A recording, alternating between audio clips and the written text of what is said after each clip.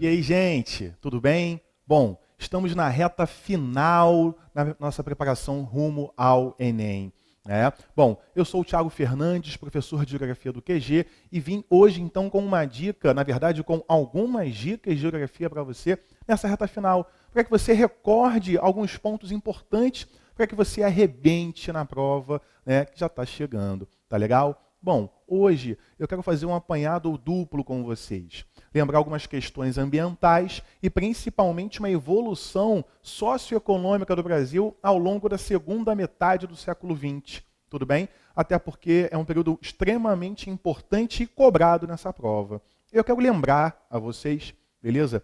Que na década de 50, o Brasil começa a se tornar um país mais urbano e industrial no governo de Juscelino Kubitschek.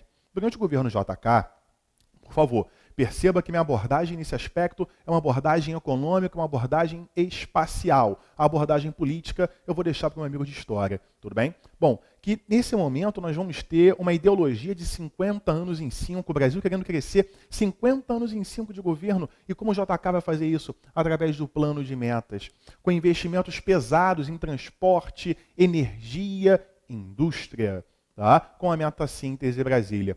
Como vai conseguir fazer isso?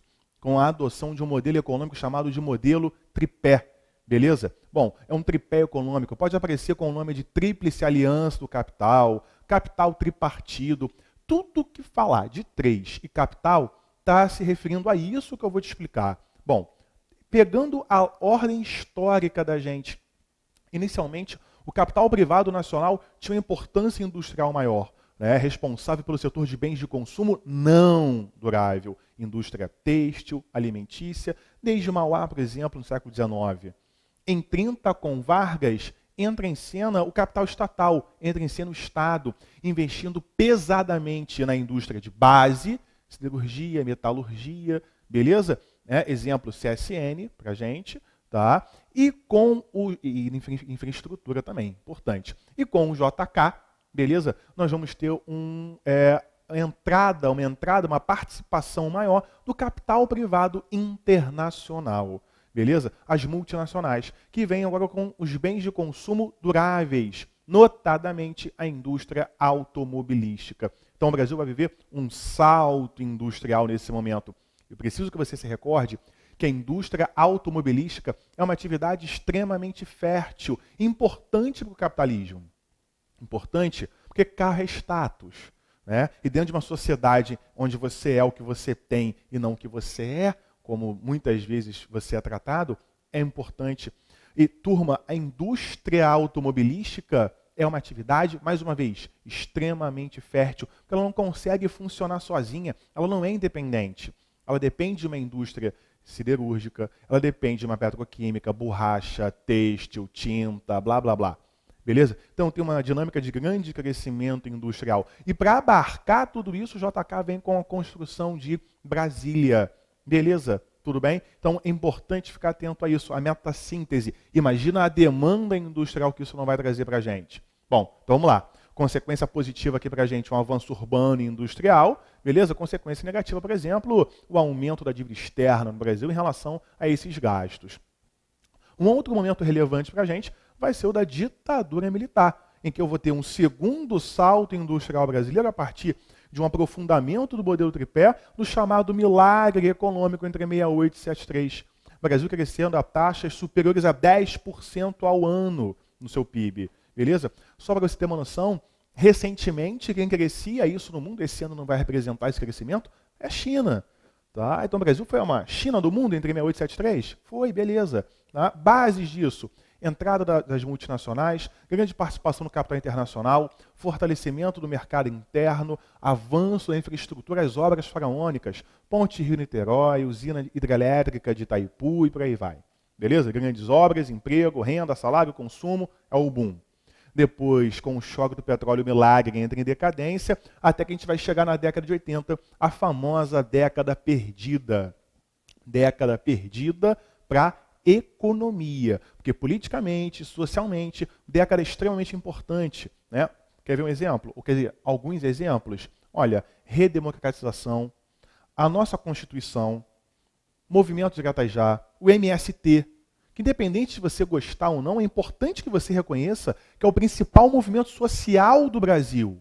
Então, por favor, tá? Olha o avanço nessa década de 80. Mas, economicamente, quebra essa lógica que o Brasil vinha crescendo com Vargas, JK, os militares. Década de 80 é uma década de estagnação, uma década de inflação galopante, enorme dívida externa, planos econômicos que falham na tentativa de conter essa inflação, Cruzado, Bresser, Verão, enfim, tudo bem? Até chegar à década de 90, que é a década do neoliberalismo. É uma década em que nós temos o fim dessa ideia de substituição de importações, ou seja, o fim dessa ideia de que a produção é voltada para o mercado interno e vamos abrir a nossa economia aos produtos feitos lá fora, aumentando as importações. Beleza? É um período da chamada inserção competitiva. Então, é um momento importante para a gente. Até a década de 90, substituição de importações. Pós-década de 90, inserção competitiva, maior participação na globalização, por exemplo, a assinatura do Mercosul, beleza? E o Brasil abrindo o seu mercado. Bom, economicamente vai ser um período de baixo crescimento e tentativa de estabilização, que vai falhar no governo Collor, no plano Collor, e que vai chegar no plano real. Estabilização da moeda e da inflação. Isso não vai significar um avanço econômico, um avanço socioeconômico. Até porque um dos principais pilares desse plano real, além da valorização da moeda, né, nesse começo você tinha R$1 valendo $1, você tem uma questão importante e relevante que é a elevação da taxa básica de juros. E aí com isso você tem uma redução do consumo. Consequentemente você controla a inflação. Só que tem um detalhe. Quando você tem essa elevação dos juros, se por um lado você controla a inflação, por um outro lado você reduz o consumo, então você vai reduzir a produção de emprego, você reduz o crescimento econômico. Então perceba como a população vem de algumas décadas de arroxo, de década perdida, vem de um atraso socioeconômico no século XXI, assim como todo mundo dentro de um contexto sul-americano, você vai ter uma guinada à esquerda, né? Vai ser a chegada de Lula ao poder.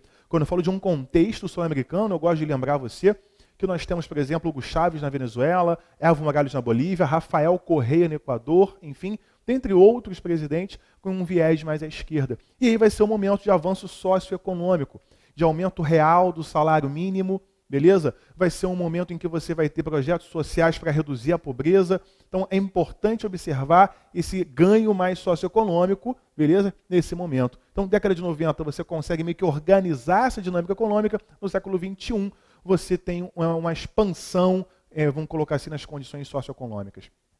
Evidentemente, quando eu estou falando de avanço de urbanização e industrialização, eu estou falando para você também de impactos ambientais. E aí eu quero fazer uma breve revisão com você para diferenciar impacto ambiental de fenômeno natural. Tá? O nome já diz, fenômeno natural não tem participação do homem, impacto ambiental tem. Tem a participação antrópica. Então, por exemplo, inversão térmica é um fenômeno natural. Você fala, mas Thiago, mas não aumenta a concentração de poluição próxima à superfície? Não, mas é um problema da poluição do homem. A inversão térmica acontece tanto no campo como na cidade. Né? Durante o dia, você tem um calor irradiado pela superfície, a partir da energia obtida pelos raios solares, então minha fonte de calor está aqui embaixo, quente embaixo e frio em cima.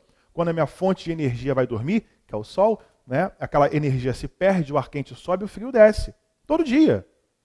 Acontece mais no inverno porque você tem dias mais curtos, noites mais longas. E isso acaba concentrando poluentes próximo a você, que quando esse ar frio desce, traz próximo à superfície. Então você que tem problema de rinite, sinusite, sofre muito no inverno por causa disso. Né? Isso é um fenômeno natural, assim como o efeito estufa. Se não fosse o efeito estufa, gente, a temperatura na Terra ia ser de uma média de menos 18 graus Celsius, a média de 15. Então ele contribui com 33 graus para a gente. Então o efeito estufa não é problema. O problema é a intensificação do efeito estufa, que você conhece como aquecimento global. Aí sim, impacto ambiental, a partir da interferência do homem, desmatando, aumentando a emissão de gases estufa. Ilhas de calor é um problema também, em que você tem a participação do homem, a substituição da vegetação original, tudo bem? Por prédios, asfaltos, material que retém mais energia, tudo bem? Tá? Menor albedo, deixa mais quente e dificulta a circulação do ar. Fica mais quente. Chuva ácida é impacto ambiental. Reação química, entre o vapor d'água existente na atmosfera e poluentes emitidos pelo homem, causando acidificação de rios, lagos, solo, perda de monumentos, enfim. Bom, Espero que essa revisão breve tenha te ajudado. A gente aqui do QG está trabalhando muito forte para o teu sucesso. A gente confia em você. Boa prova.